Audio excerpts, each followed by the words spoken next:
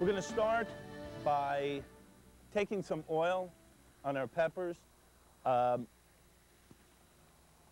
brush some nice vegetable oil right on our peppers. Not a lot. Work it all the way around. We'll put it on the side there. We're going to char our peppers all the way around. The reason we're charring them is to loosen the skin up, create the heat or the steam inside the pepper, which pushes the skin away from its flesh. And what we do is take your pepper after it's charred all the way around. I'm going to pick this one because this has a bit of charring left to do. And this one's coming along nicely. We cover them up, put them in a glass bowl, cover it up with plastic, you're ready to go. Another way to do that is to take and put them in a brown paper bag, put them in a plastic Ziploc bag. There's several different ways that you can do this, but you need to make sure that when they start to steam, okay, because of the internal heat, it pushes the skin away. We already have some cleaned, and as that rests for a bit, we'll take them, we'll work with that either in just a few seconds, okay? Another thing we like to do is take, and you can pop them in one of your plastic containers, okay? Isn't this great?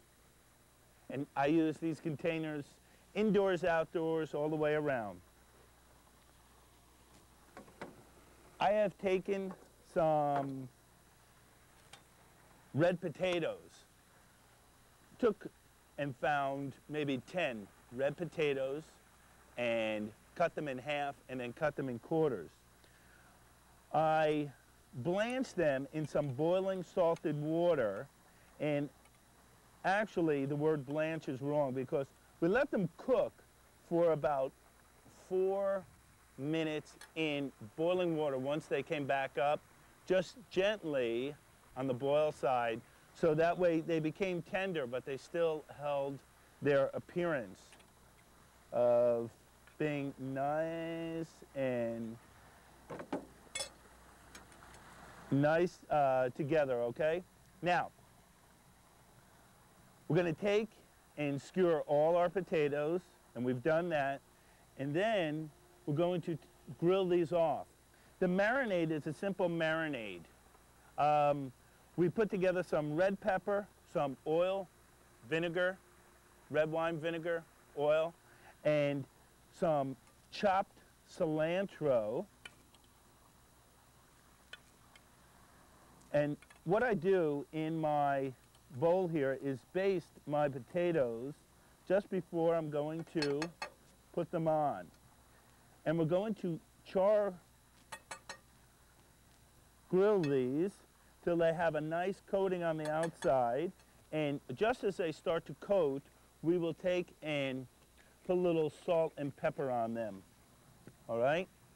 So this is a very simple process.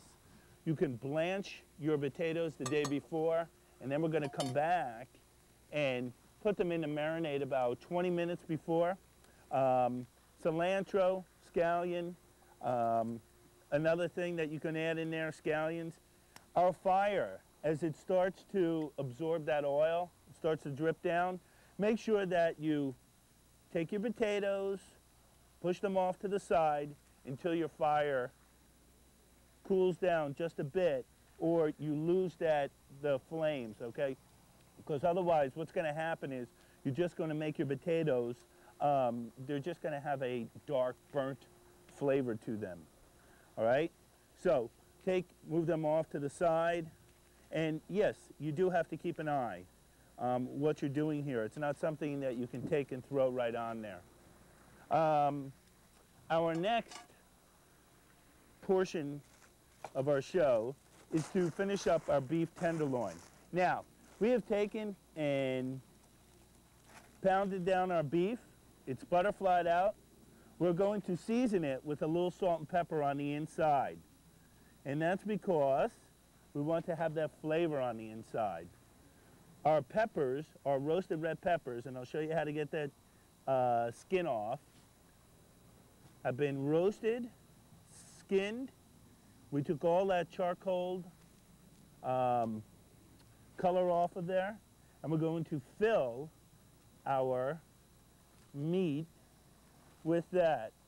We're going to use some fresh spinach, and I don't blanch it because, and blanching is the process of dropping your leaves into some boiling salted water and then pulling them out and shocking them. We don't blanch it because we want our juices of our meat to cook our spinach. All right? We fill that up, and then we're going to take our cheese, and we're using a little peppered Boursin cheese. It has a nice spicy flavor. And then we're going to come back and we're going to roll our meat up. All right? Now, two ways that we can do this is, one, we're going to remove these guys so they're out of our way. And I'm going to tighten this. I'm going to roll it so that it's real tight. I want to make sure that I wrap it tight now. And you'll notice when I did my filling, I'm going to keep my peppers and everything on the inside. And I'm going to show you how to tie this up so we have a nice bundle. Because this is fantastic on the grill. It is the first time I've done it on the grill. And it turned out wonderfully. It turned out wonderful.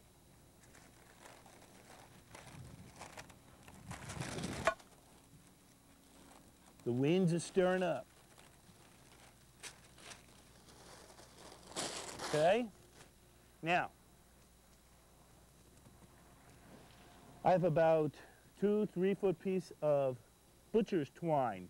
And you can ask the butcher, do they have any extra butcher's twine that they could share with you? We make a knot and come around.